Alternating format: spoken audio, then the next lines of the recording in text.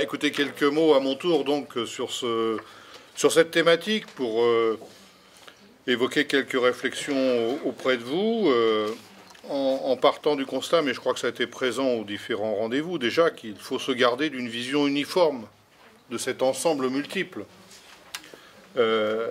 Les syndicats et les mouvements sociaux. Les syndicats, ça peut déjà recouvrir une multitude de situations différentes.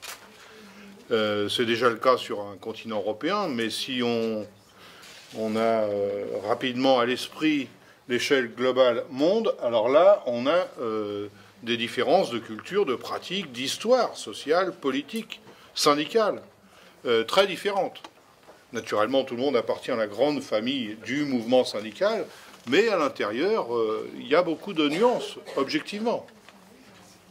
Et s'agissant des mouvements sociaux, y compris les intervenants de ce matin, et puis je pense que depuis hier, vous avez identifié qu'au travers de ce label global, il y avait aussi des caractéristiques très spécifiques, très particulières, qui permettaient d'identifier à tel endroit quelles sont les raisons politiques, les raisons économiques, les raisons sociales, qui ont donné lieu à tel ou tel type de mouvement. Et ils ne sont pas tous comparables dans leur ressort, dans leur fondement, dans leurs origines, et ils ne sont pas non plus tous comparables sur les objectifs qu'ils s'assignent. Donc, tout ça pour dire que l'intitulé « Les syndicats et les mouvements sociaux » recouvre une diversité de situations importantes.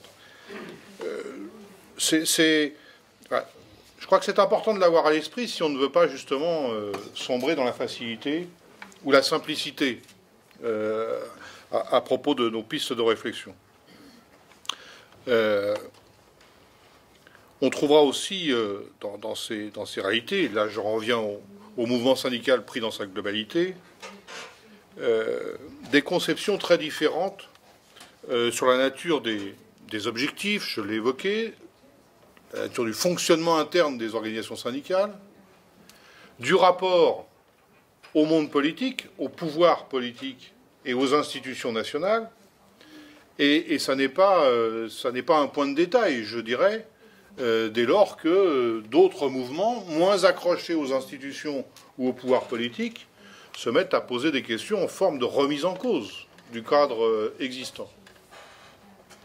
On a aussi une énorme diversité sur le terrain du droit et des libertés, y compris des libertés syndicales, et du droit syndical. Si on évoque la situation aux États-Unis, par exemple, le droit syndical, la liberté syndicale, n'a rien à voir avec ce que l'on connaît en France, mais aussi d'autres pays européens. La législation américaine dans ce domaine, que le président Obama avait promis de modifier dans sa campagne électorale, mais qui, à ma connaissance, n'est pas encore sur le point, malheureusement, de modifier, et il serait peut-être bien qu'il y pense avant de finir son mandat, prévoit, par exemple, que vous ne pouvez pas implanter une section syndicale dans une entreprise si vous n'avez pas un référendum qui permet à la moitié des travailleurs d'une usine, mettons, de revendiquer la présence du syndicat. Bon, ce qui fait qu'il y a à peu près 13 à 14% de travailleurs américains qui bénéficient de la présence d'une section syndicale, donc de négociations collectives et de conventions collectives. Dans ce cadre droit-là, global, il n'est pas aberrant, je dirais, que d'autres catégories, privées de cet outil déjà démocratique d'intervention syndicale, se dotent de moyens, d'autres moyens pour s'exprimer dans la société américaine. Ça n'explique naturellement pas tout, mais on peut trouver là une des explications qui, par défaut de moyens d'expression démocratique, amène des acteurs à chercher d'autres pistes. Alors, bon, je crois qu'il y a trois situations, au-delà de la diversité de tous ces schémas, il y a trois situations que l'on peut évoquer entre les syndicats et les mouvements sociaux, avec ce risque de globalisation.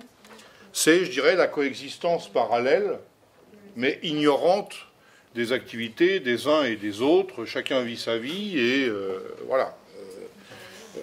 Sans forcément être contradictoire, ça ne travaille pas ensemble, c'est parallèle, c'est parfois dans une concurrence plus ou moins assumée et revendiquée.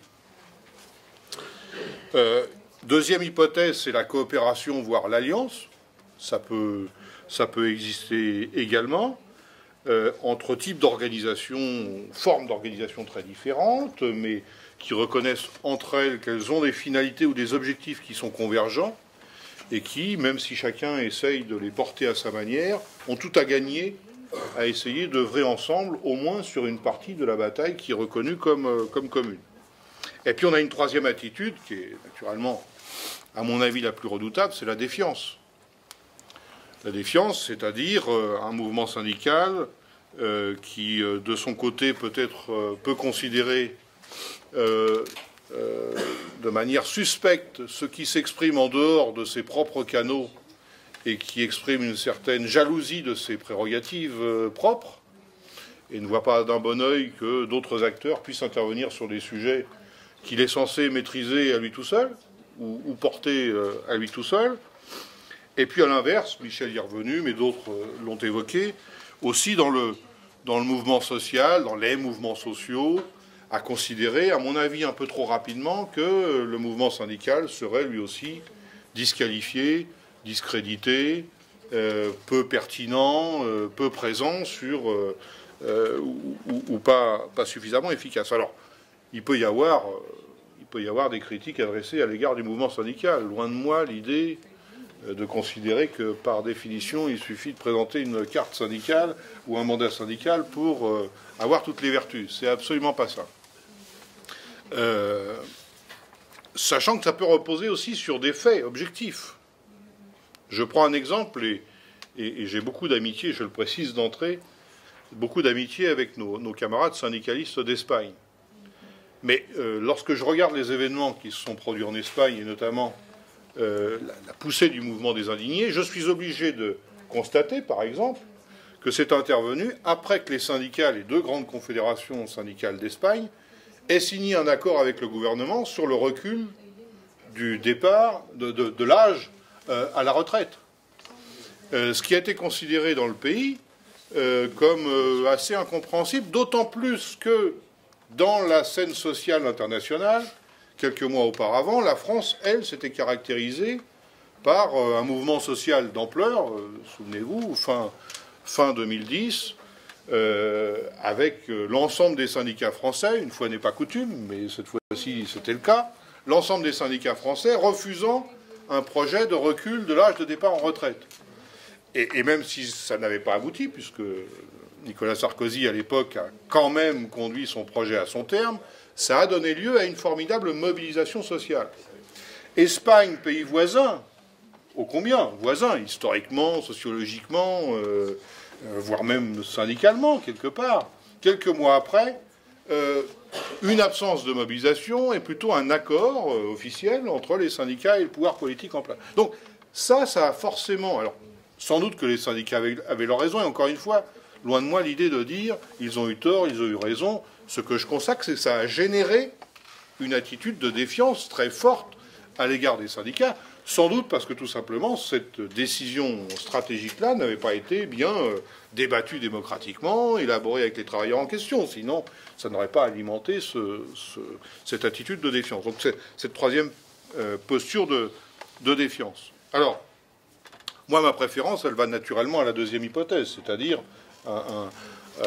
pour le moins du dialogue, pour le moins du contact, voire davantage. Pour plusieurs raisons. D'une part, il faut bien constater que le mouvement syndical, je m'attarde un petit peu sur l'Europe, parce que c'est quand même le continent européen qui est le berceau du mouvement syndical, mondial. Non pas en termes de modèle, en termes historiques, j'entends. C'est en Europe que le mouvement syndical s'est rapidement développé, a mené de premières luttes collectives, etc. etc. Mais son ancrage s'est fait, et aujourd'hui, l'absence sans doute de réflexion stratégique, ou en tout cas de mesures structurelles pour modifier cette donne, l'affaiblit considérablement. Il est né, il s'est développé et il réside encore dans les entreprises les plus importantes, chez les salariés avec un emploi à durée indéterminée, avec des décennies de précarisation du salariat pour lequel, pour l'instant, je prends la situation globale, le mouvement syndical n'a pas trouvé les réponses structurelles pour organiser des salariés dans une précarité comme nous n'avons jamais connue. Dans la période contemporaine et après la période des Trente Glorieuses, j'entends.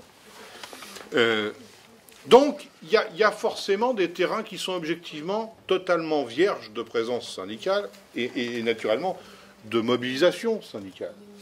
Donc, la nature ayant horreur du vide, ce n'est absolument pas une surprise que des indignés dans la société, qu'ils soient travailleurs, susceptibles de le devenir, qu'ils soient des jeunes impatients, la moyenne d'âge aujourd'hui pour obtenir un contrat de travail à durée indéterminée en France, c'est 28 ans. Bon, une fois que vous avez votre travail, vous pouvez éventuellement vous syndiquer et participer à l'activité collective dans une entreprise pour défendre des principes, des valeurs, des revendications, qui puissent être des revendications matérielles et pas uniquement des revendications matérielles, qui puissent être aussi un certain nombre de valeurs et de principes qui doivent prévaloir dans la société. Mais avant, et le nombre de pays où la jeunesse est privée d'emploi, est exclue, avec toutes les difficultés sociales que ça génère, est très important, à l'échelle européenne et naturellement sur d'autres continents. Lorsque nous avons des syndiqués qui perdent leur emploi, qui deviennent chômeurs, très souvent, nous avons des syndiqués qui ne le sont plus. Ils ne sont plus syndiqués du fait de leur perte d'emploi. Alors on peut dire que c'est pas normal, parce que la condition pour être syndiqué, ça n'est pas de travailler, c'est d'être un travailleur. Bon, mais en pratique, c'est pas comme ça que ça se passe. Donc, malgré des efforts, et la CGT en fait, d'autres syndicats essayent d'en faire pour organiser, par exemple, des chômeurs, la masse des chômeurs n'est absolument pas organisée, puisque ça se passe a priori sur la base de droits dans l'entreprise, les droits syndicaux qui sont dans les entreprises. Donc moi, je le dis comme ça ne me choque pas en tant que syndicaliste, ça ne me choque pas qu'il y ait d'autres tentatives d'organisation collective de travailleurs, dès lors que ça repose parfois aussi sur des vides créés par, non pas créés par le mouvement syndical, mais que le mouvement syndical n'arrive pas lui-même à combler. Le tout étant qu'effectivement, ça ne soit pas vécu et pratiqué en défiance ou en concurrence, mais plutôt en recherche de coopération avec le mouvement syndical. Donc la réalité des droits syndicaux, la réalité aussi des droits institutionnels. Hein. On évoquait par exemple, notre ami évoquait par exemple la situation de la Tunisie, le rôle de l'UGTT. Bon, dans un régime aussi autoritaire, et il y a d'autres pays hein, de ce point de vue-là, le choix pour les syndicalistes, c'est soit vous existez en tant qu'organisation reconnue dans le cadre des institutions et du droit qu'on veut bien vous laisser d'expression dans la société tunisienne, et de ce point de vue-là, l'UGTT, syndicat reconnu, syndicat officiel, dans lequel, à l'intérieur, différentes mouvances politiques. Mais avec la condition, c'est absolument pas de s'exprimer publiquement sur une remise en cause du régime. La condition pour exister, c'est d'accepter le régime en place. Donc je pense que ça n'est pas surprenant non plus que le mouvement de mobilisation côté syndical est venu de manière décentralisée des provinces, des entreprises. Parce qu'au niveau central, de toute façon, c'est bon, bah, c'est tenu. Ou vous jouez le jeu du régime en place, ou vous êtes... alors après, moi j'ai tendance à penser qu'il appartient aux syndicalistes dans chacun des pays de définir quelle doit être la bonne stratégie. C'est toujours oser qu'en lieu et place des acteurs, de dire de loin, dans votre configuration, vous devriez ceci ou vous devriez cela. Moi j'ai toujours défendu une certaine modestie dans l'appréciation qu'on devait avoir sur le comportement des acteurs à distance. Hein, parce qu'on n'est jamais... Encore 2 minutes, me glisse Gérard. J'avais dit une, mais bon. Oui. Bon, ma générosité me fait m'en récupérer une. Bon, mais un syndicaliste est toujours revendicatif, y compris avec le modérateur. Non, je dis ça pour avoir l'air neutre. Une autre remarque au passage, c'est qu'on aurait tort aussi de considérer qu'il y a une forme d'étanchéité dans les engagements. Ce que je veux dire par là, c'est qu'on va trouver très souvent, et je pense que cette réalité n'est pas propre à la France, on va trouver très souvent des militants syndicaux qui, parallèlement, vont être engagés dans d'autres types de mouvements non pas en contradiction ou en opposition avec leur engagement syndical, mais dont ils vont trouver aussi une certaine efficacité pour pousser plus loin certains des combats qu'ils estiment que leur syndicat n'est pas en capacité, non pas qu'il ne le souhaite pas a priori, mais n'est pas forcément en capacité d'aller aussi loin qu'il va pouvoir le faire dans un autre type de mouvement, un autre type d'association. Et donc, il n'y a pas d'engagement. Enfin, je souhaite aussi qu'on puisse retenir qu'il n'est pas contradictoire de pouvoir être engagé dans un syndicat à un moment donné, et puis engagé par ailleurs dans d'autres types de mouvements pour telle ou telle raison. C'est pas systématiquement à vivre en opposition. C'est la raison pour laquelle, je crois que c'est le cas aujourd'hui encore, des organisations comme la CGT n'ont pas à vivre l'engagement associatif ou en parallèle du mouvement syndical comme étant soit une menace, un danger, ou... Non, au contraire, ça n'est que quelque chose qui peut renforcer le poids des acteurs, a priori visant de même cause, au sens un peu générique du terme. Alors, il faut aussi noter la critique de l'institutionnalisation des syndicats, qui peut être assez répandue. Et là, on touche au débat, qui est aussi un débat récurrent dans le mouvement syndical depuis qu'il existe. Quelle doit être la part consacrée à l'amélioration du quotidien, l'amélioration matérielle de la situation des travailleurs, et quelle doit être la part du combat sur la transformation plus globale de la société? Bon, il faut se dire qu'à mon avis, cette question-là, elle ne trouvera jamais une réponse définitive.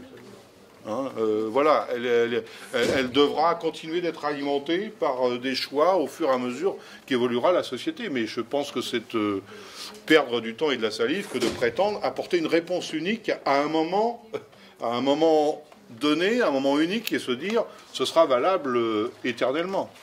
Mais il peut y avoir effectivement la critique que les syndicats seraient à certains endroits, trop sur l'immédiateté ou le matériel et pas assez sur le global. C'est un défi posé au fonctionnement du syndicalisme lui-même. Le global et le décentralisé.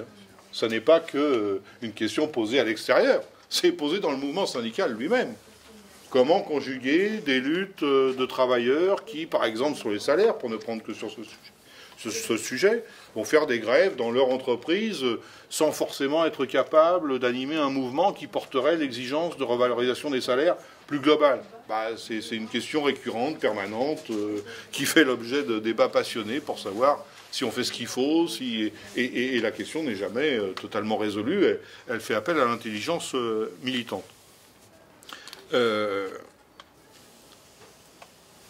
Dernier élément, je finirai par ça, enfin l'avant-dernier, mais un très rapide. Il ne faut pas non plus oublier que le statut du travailleur, sens générique du terme, est dans un statut de subordination à l'employeur.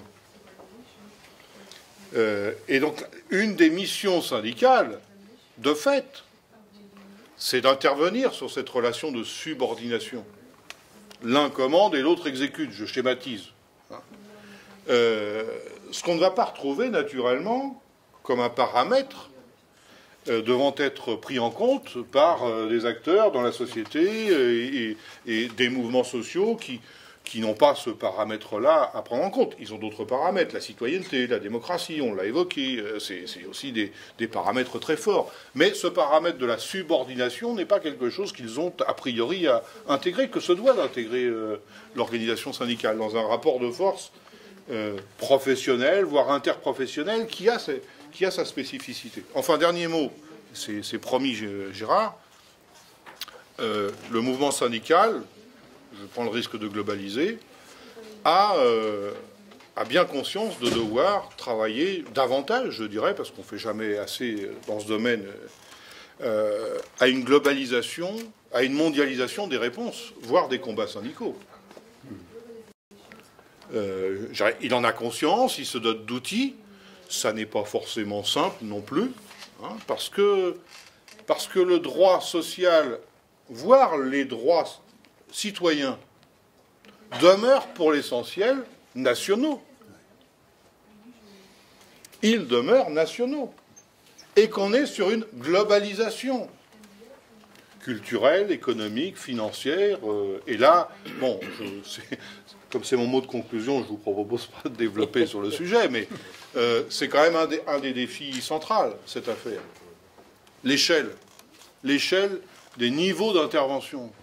C'est un des... Et le mouvement syndical y travaille, mais comme d'autres mouvements, a encore du mal à trouver des réponses et des outils, des armes, des modes de fonctionnement qui soient à cette hauteur-là et qui correspondent qui soient en capacité de répondre à ce défi qui est posé, encore une fois, bien au-delà du seul mouvement syndical lui-même.